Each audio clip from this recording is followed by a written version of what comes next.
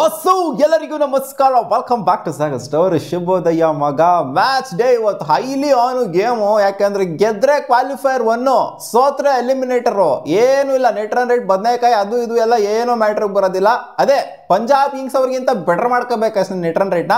ನಾವು ಫಸ್ಟ್ ಸ್ಥಾನದಲ್ಲಿ ಫಿನಿಶ್ ಮಾಡಬೇಕು ಅಂದರೆ ಅವೆಲ್ಲ ಏನು ಮ್ಯಾಟ್ರಿಗೆ ಬರೋಲ್ಲ.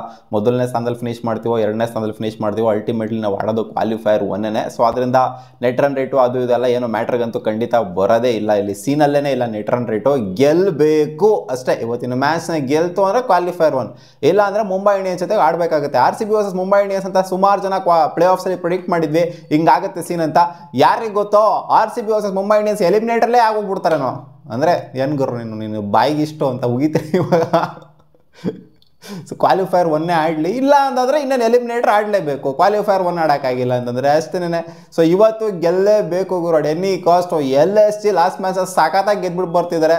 ಅವಳಿ ಮಾಡ್ಕೊಂಡು ಗೆದ್ಬಿಟ್ಟು ಬರ್ತಾ ಇದ್ದಾರೆ. ಆಫ್ಟರ್ ದ ವರ್ಸ್ಟ್ ಫೇಸ್ ಆದ ನಂತರ ಬ್ಯಾಕ್ ಟು ಬ್ಯಾಕ್ ಚೆನ್ನಾಗೇ ಆಡ್ಕೊಂಡು ಬಂದಿದ್ದಾರೆ. ಬಿಡಿ, LSG ಟಾಪ್ ಕ್ವಾಲಿಟಿ ಟೀಮ್ ಅಂತ ಅನ್ಕೊಂಡಿದ್ವಿ ಸ್ಟಾರ್ಟಿಂಗಲ್ಲಿ, ಆಮೇಲೆ ಡುಬಾಕ್ ಆಗೋಗ್ಬಿಡ್ತು. ಆಮೇಲೆ ಮತ್ತೆ ಇವಾಗ ಪಂಪ್ಡಪ್ ಆಗಿದ್ದಾರೆ. ಇವತ್ತು ಆ್ಯಂಡ್ ಮಾರ್ಕ್ರಮ್ ಅವರು ಆಡೋದಿಲ್ವಾ ಅನ್ನೋದು ಒಂದು ಕ್ವಶನ್ ಇದೆ. ಯಾಕಂದರೆ ಸೌತ್ ಆಫ್ರಿಕನ್ ಡ್ಯೂಟಿ ಇರೋದ್ರಿಂದ ಹೋಗಿದ್ದಾರಾ ಅಥವಾ ಅಲ್ಲೇ ಇದ್ದಾರಾ ಅಂತ. ನೆನ್ನೆ ಬೇರೆ ರಿಯಾನ್ ರಿಕಲ್ಟನ್ ಅವರು ಆಡಿದ್ರು. ಸೊ ಇದೆಲ್ಲ ನೋಡ್ತಂದ್ರೆ ಇವತ್ತು ಆಡುವಂಥ ಸಾಧ್ಯತೆಯೂ ಕೂಡ ಇದೆ. ನೋಡೋಣ, ಲಾಸ್ಟ್ ಮ್ಯಾಚು ಮುಗಿಸ್ಕೊಂಡು ಹೋಗುವಂಥ ಸಾಧ್ಯತೆನೇ ಕಾಣಿಸ್ತಾ ಇದೆ. ಇಲ್ಲಾಂದರೆ ಮ್ಯಾಟಿ ಅವ್ರಿಗೆ ಆಡಿಸುವಂಥ ಸಾಧ್ಯತೆ ಇದೆ. ಸೊ ಮಿಚೆಲ್ ಮಾರ್ಷ್ ಮತ್ತು ಆಡನ್ ಮಾರ್ಕ್ರಮ್ ಅವ್ರು ಸಖತ್ತಾಗಿ ಪ್ರೂವ್ ಮಾಡ್ಕೊಂಡಿದ್ದಾರೆ. ನಿಕ್ಲಸ್ ಪೂರನ್ ಕೂಡ ಚೆನ್ನಾಗಿ ಪ್ರೂವ್ ಮಾಡ್ಕೊಂಡಿದ್ದಾರೆ. ರೀಸೆಂಟಾಗಿ ಒಂದೆರಡು ಗೇಮ್ ಚೆನ್ನಾಗೇ ಆಡಿದ್ದಾರೆ. ಮಧ್ಯದಲ್ಲಿ ಫಾರ್ಮ್ ಕಳ್ಕೊಂಡಿದ್ರು ಅಷ್ಟೇ. ನಿಕ್ಲಸ್ ಪೂರನ್ ಮತ್ತೆ ಫಾರ್ಮ್ಗೆ ರಿಟರ್ನ್ ಆಗಿದ್ದಾರೆ. ಸೊ ಟಾಪ್ 3 ಇವರ ಮೈನ್ ಸ್ಟ್ರೆಂತ್ ಅಂತ ಹೇಳಬೇಕು. ರಿಷಬ್ ಅಂತೂ ಅಲ್ಲಿ ಇಲ್ಲಿ ಆಡ್ತಿದ್ದಾರೆ. ಏನಂತ ಸೌಂಡ್ ಅಂತೂ ಈ ಟೂರ್ನಮೆಂಟಲ್ಲಂತೂ ಖಂಡಿತ ಕೊಟ್ಟಿಲ್ಲ. ಅದರಿಂದ ರಿಷಬ್ ಪಂತ್ ಅವ್ರನ್ನ ಭಯ ಪಟ್ಕೊಳ್ಳೋವಂಥದ್ದೆಲ್ಲ ಏನಿಲ್ಲ ಇಲ್ಲಿ. ಆಮೇಲೆ ಆಯುಷ್ ಬೋಧೋನಿ ಪರವಾಗಿಲ್ಲ, ಚೆನ್ನಾಗಿ ಆಡಿದ್ರು ಟೂರ್ನಮೆಂಟಲ್ಲಿ. ಅಬ್ದುಲ್ ಸಮದ್ ಕೂಡ ಪರವಾಗಿಲ್ಲ, ಸಿಕ್ಕಂಥ ಆಪರ್ಚುನಿಟಿನ ಚೆನ್ನಾಗಿ ಯೂಸ್ ಮಾಡ್ಕೊಂಡಿದ್ದಾರೆ. ದಿಗ್ವಿಶು, ಆಕಾಶ್ ದೀಪ್ ಜೊತೆಗೆ ಆವೇಶ್ ಖಾನು, ವೆಲ್ ಆರೋಕು ಪರವಾಗಿಲ್ಲ, ಚೆನ್ನಾಗಿದೆ. ಕ್ವಾಲಿಟಿ ಇರುವಂಥ ಒಂದು ರೇಂಜಿಗೆ ಕ್ವಾಲಿಟಿ ಇರುವಂಥ ನಮ್ಮ RCB ಅಷ್ಟು ರೇಂಜಿಗೆ ಏನಿಲ್ಲ. ಜಾಶ್ ಹೆಜಲ್ವುಡ್ ಬಂತು ಅಂತಂದರೆ ಅವನ ಅಜ್ಜಿ ನಮ್ಮದು ಒಂಥರ ಬೌಲಿಂಗ್ ಅಟ್ಯಾಕೇ ಡಿಫ್ರೆಂಟ್ ಆಗೋಗ್ಬಿಡುತ್ತೆ. ಜಾಶ್ ಹೆಜಲ್ವುಡ್ ಇಲ್ಲ ಅಂತಂದರೆ ಸ್ವಲ್ಪ ಡೌನ್ ಕಾಣಿಸುತ್ತೆ ಅಷ್ಟೇ. ಅವಾಗ ಇವ್ರಿಗೆ ಮ್ಯಾಚ್ ಮಾಡೋ ಥರ ಕಾಣಿಸುತ್ತೆ. ಜಾಶ್ ಬಂತು ಅಂದರೆ ಅವನ ಅಜ್ಜಿ ನಮ್ಮ ಥರ ಬೌಲಿಂಗ್ ಅಟ್ಯಾಕ್ ಇಲ್ಲವೇ ಇಲ್ಲ ಆಗಿರೋ ಆ ಥರ ಕಾಣಿಸುತ್ತೆ ನಮ್ಮದು. ಸೊ ಮಯಾಂಕ್ ಅಗ್ರವಾಲ್ ಫಾರ್ಮಿಗೆ ಬರಬೇಕಾಗಿದೆ. ಲಾಸ್ಟ್ ಮ್ಯಾಚು ತಿಣ್ಕಾಡ್ತಾ ಇದ್ರು. ಸೊ ಈ ಮ್ಯಾಚ್ ಅದೇನು ಮಾಡಿದ್ರು ಗೊತ್ತಿಲ್ಲ. ಫಿಲ್ ಸಾಲ್ಟ್ ಮತ್ತು ವಿರಾಟ್ ಕೊಹ್ಲಿ ಅಂತೂ ಫಾರ್ಮಲ್ಲಿನೇ ಕಾಣಿಸಿದ್ರು. ಲಾಸ್ಟ್ ಮ್ಯಾಚು ಸಖತ್ ಓಪನಿಂಗ್ ಪಾರ್ಟ್ನರ್ಶಿಪ್ನ ಕೊಟ್ಟರು. ಆ್ಯಂಡ್ ರಜತ್ ಪತಿದಾರ್ ಅಂತೂ ಇವ್ರು ಹೆವಿ ಫಾರ್ಮಿಗೆ ಬರಬೇಕಾಗಿದೆ ಗುರು. ಪ್ಲೇ ಆಫ್ಸ್ ಅಂತ ಬಂದಾಗ ರಜತ್ ಪತಿದಾರ್ ಡಿಫ್ರೆಂಟ್ ಆಗಿರೋ ಆಡ್ತಾರೆ. ಅದರ ತೋರಿಸಿದ್ರೆ ಪ್ಲೇ ಆಫ್ಸ್ ಎಲ್ಲ ಸೆಂಚುರಿ ಎಲ್ಲ ಹೊಡೆದ್ಬಿಟ್ಟು ಲಕ್ನೋ ಅಗೇನ್ಸ್ಟೇ.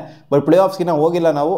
ಸರಿ ಹೋಗಿದ್ದೀವಿ, ಬಟ್ ಇನ್ನು ಲಾಸ್ಟ್ ಮ್ಯಾಚ್ ಇರೋದ್ರಿಂದ ಇಲ್ಲಿಂದ ಫಾರ್ಮಿಗೆ ಬಂತು ಅಂದರೆ ಪ್ಲೇ ಆಫ್ಸಲ್ಲಿ ಅವ್ರ ಅಜ್ಜಿ ನೆಕ್ಸ್ಟ್ ಲೆವೆಲಿಗೆ ನೋಡೋಕ್ಕೆ ಇಷ್ಟಪಡ್ತೀವಿ ರಜತ್ ಪತಿದಾರ್ನ. ಆ್ಯಂಡ್ ಕ್ಯಾಪ್ಟನ್ಸಿ ಇವತ್ತಿನ ಮ್ಯಾಚ್ ನಿಭಾಯಿಸ್ತಾರೆ ಅಂತ ಅಂದ್ಕೊಂಡಿದ್ದೀನಿ. ಜಿತೇಶ್ ಶರ್ಮಾ ಪರವಾಗಿಲ್ಲ, ಸಿಕ್ಕಂಥ ಆಪರ್ಚುನಿಟಿ ಗ್ರ್ಯಾಬ್ ಮಾಡ್ತಿದ್ದಾರೆ. ಟಿಮ್ ಡೇವಿಡ್ ಅವರ ಅವೈಲಬಿಲಿಟಿ ಕೂಡ ಕ್ವಶನಲ್ಲಿದೆ. ಇವತ್ತು ಗೊತ್ತಾಗೋದಲ್ಲ, ಟಾಸ್ ಆದಮೇಲೆ ಗೊತ್ತಾಗೋದು ಏನಾಗಿದೆ ಕತೆ ಸೀನು ಅಂತ. And Krunal Pandya, Romario Shepherd, Bhuvneshwar Kumar, Josh Hazlewood and Yash Dayal, ಈ ಎಕ್ಸ್ಪೆಕ್ಟೇಷನ್ ಇದೆ. ಸೊ ಇವರು ಆಡ್ಬೋದು ಅಂತ. ಟಿಮ್ ಡೇವಿಡ್ ಮತ್ತು ಜಾಶ್ ಹೆಜಲ್ವುಡ್ ಆಡ್ತು ಅಂತಂದರೆ ಪಕ್ಕ ಒಂದು ಕ್ವಾಲಿಟಿ ಇದೆ ಗುರು ಟೀಮಲ್ಲಿ. ಇವರಿಬ್ಬರೇನೋ ಮಿಸ್ಔಟ್ ಆದರು ಅಂತಂದರೆ ಅನಿವಾರ್ಯ ಕಾರಣಗಳಿಂದ ಅವಾಗ ಸ್ವಲ್ಪ ಅಲ್ಲಿ ಇಲ್ಲಿ ಆಗೋ ಥರ ಕಾಣಿಸುತ್ತೆ. ಬಟ್ ಇವರಿಬ್ಬರು ಆಡ್ತು ಅಂದರೆ ನನಗೇನೋ LSG ಕಂಪೇರ್ ಮಾಡ್ತು ಅಂದರೆ RCB ಸಿಕ್ಕಾಪಟ್ಟೆ ಫಾರ್ ಬೆಟರ್ ಆಗಿದೆ ಅಂತ ಅನ್ನಿಸ್ತಿದೆ ಮಗ. ಆವ್ರೇಜ್ ಫಸ್ಟಿಂಗ್ ಸ್ಕೋರು 180+ ಇದೆ. ಸೊ ಈ ಸಲ Lucknow wicket typical Lucknow wicket ಥರ. ಲಾಸ್ಟ್ ಸಲ ಇತ್ತಲ್ಲ ಆ ಥರ ಬಿಹೇವ್ ಆಗ್ತಿಲ್ಲ. ಸ್ಪಿನ್ನಿಂಗ್ ಟ್ರ್ಯಾಕು ಕಷ್ಟ ಇರುತ್ತೆ ಬ್ಯಾಟಿಂಗ್ ಆಡೋದಕ್ಕೆ ಅಂತ. ಈ ಸಲ ಸ್ವಲ್ಪ ಬ್ಯಾಟಿಂಗ್ ಆಡೋದಕ್ಕೆ ಫ್ರೆಂಡ್ಲಿ ಆಗೇ ಇದೆ ವಿಕೆಟು. ಫಸ್ಟ್ ಬ್ಯಾಟಿಂಗ್ ಆಡಿದ್ರಲ್ಲಿ ಸುಮಾರು ಮ್ಯಾಚ್ನ ಗೆದ್ದಿದ್ದಾರೆ ಲಾಸ್ಟ್ ಸೀಸನು. ಬಟ್ ಈ ಸೀಸನು ಪರವಾಗಿಲ್ಲ. ಫಸ್ಟ್ ಬ್ಯಾಟಿಂಗ್ ಆಡಿದ್ರು ಗೆದ್ದಿದ್ದಾರೆ, ಸೆಕೆಂಡ್ ಬ್ಯಾಟಿಂಗ್ ಆಡಿದ್ರು ಕೂಡ ಗೆದ್ದಿದ್ದಾರೆ. ಸೊ ಅದರಿಂದ ಟಾಸ್ ಗೆದ್ರೆ ಆಬ್ವಿಯಸ್ಲಿ ಬೌಲಿಂಗ್ ಮಾಡೋದಕ್ಕೆ ನೋಡ್ತಾ ಇರ್ತಾರೆ, ಬ್ಯಾಟಿಂಗ್ ಮಾಡೋದಕ್ಕಂತೂ ಖಂಡಿತ ನೋಡೋದಿಲ್ಲ. ಅದೇ LSG ನಥಿಂಗ್ ಟು ಲೂಸ್ ಅಲ್ವಾ. ಅವ್ರು ನೋಡ್ಬೋದು ಅವನ ಅಜ್ಜಿ ಬರ್ರೋ ಇಲ್ಲಿ ನನ್ನ ಮಕ್ಕಳ, ಅವನ ಅಜ್ಜಿ ನಾವು ಬ್ಯಾಟಿಂಗ್ ಆಡ್ತೀವಿ, ಫುಲ್ ಡಮಾಲ್ ಡಿಬಿಲ್ ಆಡ್ತೀವಿ ಅಷ್ಟೇ ಅಂತ ಅವ್ರು ನೋಡ್ಬೋದು. ನಥಿಂಗ್ ಟು ಲೂಸ್ ಅವ್ರಿಗೆ. ಸೊ RCB ಟಾಸ್ ಗೆಲ್ತಾನೆ ಬೌಲಿಂಗ್ ಮಾಡೋದಕ್ಕೆ ನೋಡ್ತಾ ಇರ್ತಾರೆ. ರೈನ್ ಪ್ರಿಡಿಕ್ಷನ್ ಎಲ್ಲ ಏನಿಲ್ಲ ಗುರು. ಇವತ್ತಿನ ಮ್ಯಾಚಲ್ಲಿ 5% ರೈನ್ ಪಾಸಿಬಿಲಿಟಿ ಇದೆ. ಸೊ ಅದರಿಂದ ಹೆದರ್ಕೊಳ್ಳುವಂಥ ಅಗತ್ಯ ಇದೆಲ್ಲ. ಮ್ಯಾಚ್ ಅಂತೂ ಖಂಡಿತ ಹಾಗೆ ಆಗುತ್ತೆ. ಆ್ಯಂಡ್ ಹೆಡ್ ಟು ಹೆಡ್ ಅಂತ ಬಂದಾಗ 5 ಮ್ಯಾಚ್ ಇದುವರೆಗೂ RCB ವರ್ಸಸ್ LSG ಆಡಿದರೆ ಈ ಸೀಸನ್ ಮೊದಲನೇ ಮ್ಯಾಚ್ನ ಆಡ್ತಾ ಇದ್ದಾರೆ. 5 ಮ್ಯಾಚಲ್ಲಿ 3 ಮ್ಯಾಚ್ನ RCB ಗೆದ್ದಿದ್ದಾರೆ. ಆ್ಯಂಡ್ ಪ್ಲೇ ಆಫ್ಸಲ್ಲೂ ಕೂಡ ಒಂದು ಮ್ಯಾಚ್ನ ಗೆದ್ದಿದ್ದಾರೆ.